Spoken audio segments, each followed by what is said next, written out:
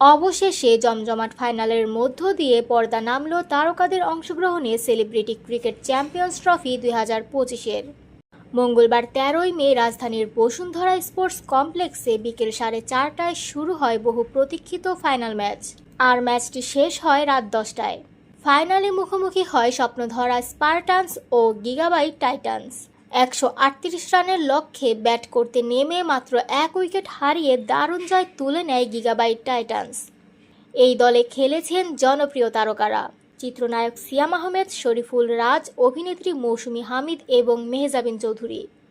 দলের মেন্টরের দায়িত্বে ছিলেন পরিচালক মোস্তফা কামাল রাজ। তবে ম্যাচের পর সবচেয়ে আলোচনায় তিনি হচ্ছেন মেহজাবিন চৌধুরী। ম্যাচ শেষে এক ভিডিও ভাইরাল হয় সোশ্যাল মিডিয়ায়, যেখানে দেখা যায় মেহজাবিন বিরাট কোহলির স্টাইলে হেঁটে যাচ্ছেন, হাত মেলাচ্ছেন ভক্তদের সঙ্গে। এক কথায় স্টার স্টাইল। ভিডিওটি নিয়ে সামাজিক মাধ্যমে উঠেছে নানা মজার মন্তব্য।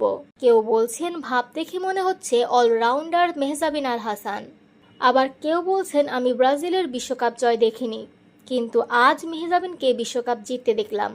সব মিলিয়ে বলা যায় তারকা খচিত এই ক্রিকেট আয়োজন শুধু খেলার মাঠেই নয়, বিনোদনের দিক থেকেও দর্শকদের দিয়েছে এক দারুণ অভিজ্ঞতা।